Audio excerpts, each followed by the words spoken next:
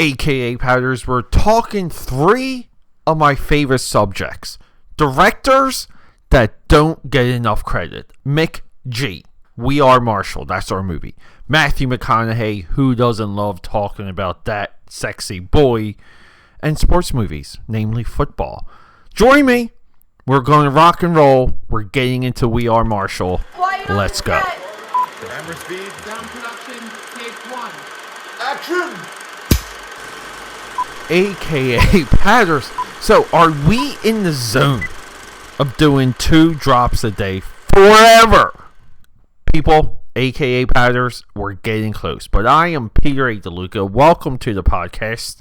If you're new here, if you're listening on Spotify, we need reviews, we need stars, we just need some traction from you, from the AKAPAD Army on Spotify. And if you want to further your exploration of Peter A. DeLuca and my ideas and the work that I do and the people I collaborate with, well, just go to akapad.com and you can sign up. You can sign up for some free, amazing Wolfpack trading cards. Wolfpack is basically my made-up like werewolf wolf army, and it's a bunch of characters, but you get some free trading cards and you get the weekly newsletter when you sign up, and the link is at the top of the site. If you're new to the site, there'll be a little pop-up, like a little entry pop-up. You can sign up right there, and I don't know, maybe bookmark the site, mess around, learn about me. I put as much as myself into the website as possible so that you get closer to me.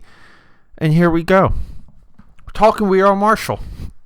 A football movie whose real life story is as depressing and interesting as this movie portrays. This is one of the rare times excuse me.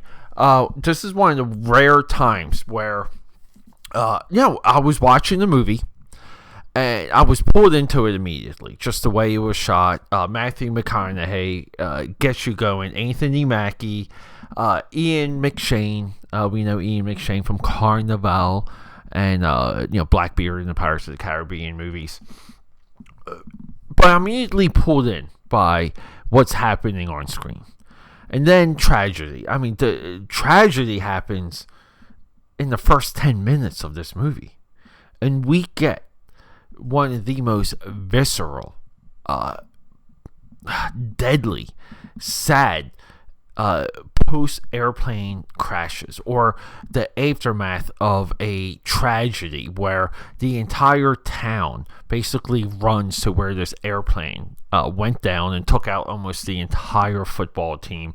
And it is hills and wooded and fire, and it's so well shot, you almost feel the heat, but you also feel for anyone, anyone basically that had someone on that flight, like whatever character was connected with someone on that flight, and McG and crew, James Linden, he's our screenwriter.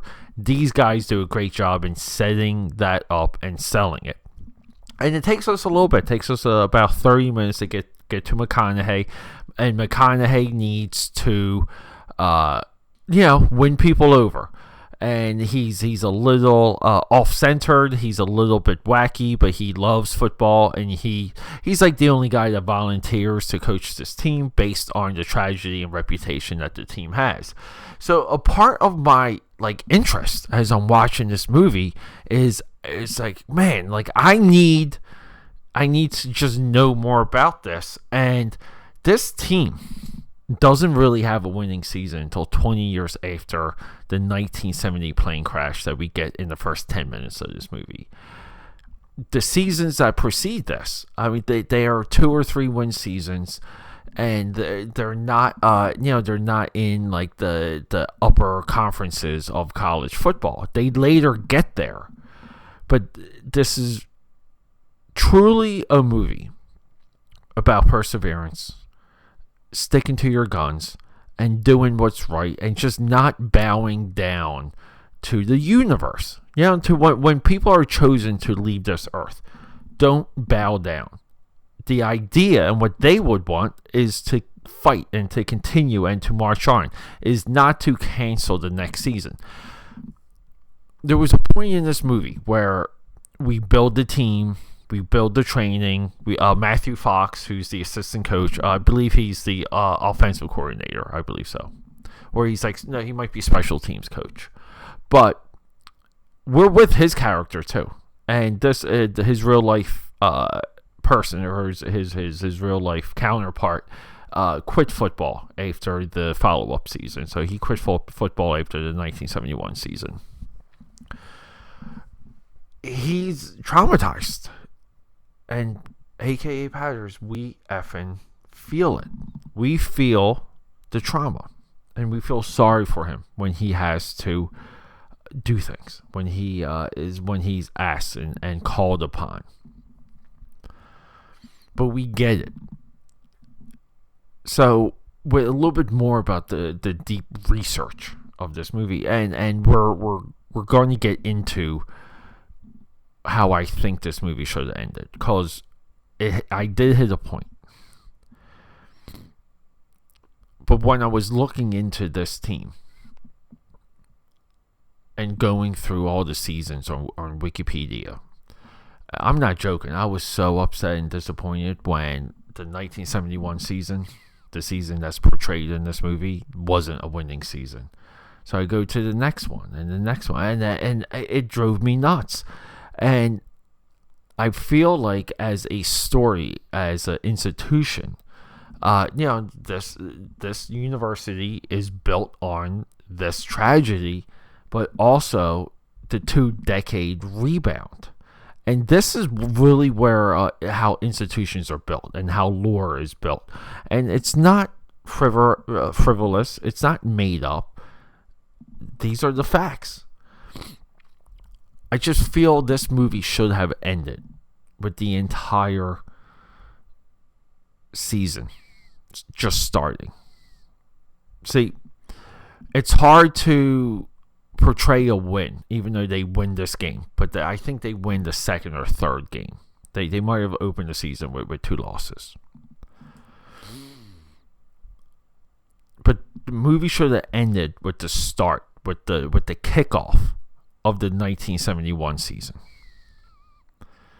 It should have been a movie about people overcoming the tragedy, training, learning the game, dealing with a new head coach dealing with some of the locals and his family getting assimilated. A lot of those sports movie tropes.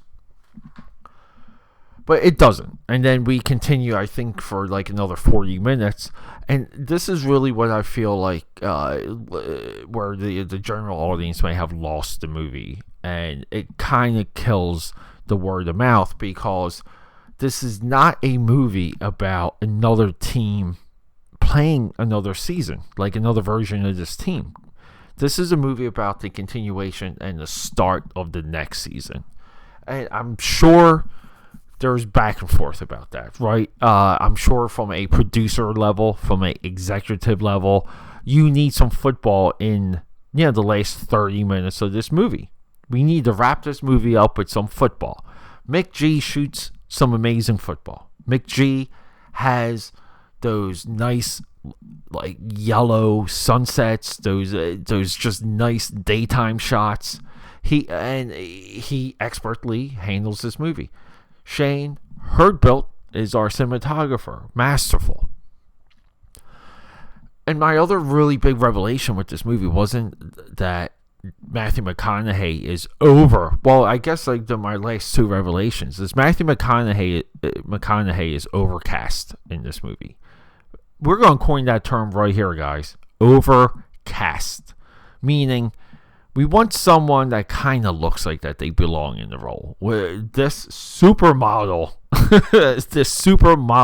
this Zoolander of a man that we have coaching a football team that's just beautiful to look at, it's hard to buy. And when you look up the real life guy, his real life counterpart, he looks like a football dude. Overweight, a little grumpy looking, gray hairs. Looks like a football guy. Looks like a guy that played the game, got some really good hits, right? Number 2 is So during like the 31 Days of Dread, upcoming this October, might as well plug a upcoming a couple months down the road. But for the 31 Days of Dread, the last few years we focused on modern day horror, and that really unlocked this concept, this idea or contention that modern cinema runs through modern horror because it's the last of the experimentational cheap genres that we can get into, and not only is comedy dead, but drama is dead as well.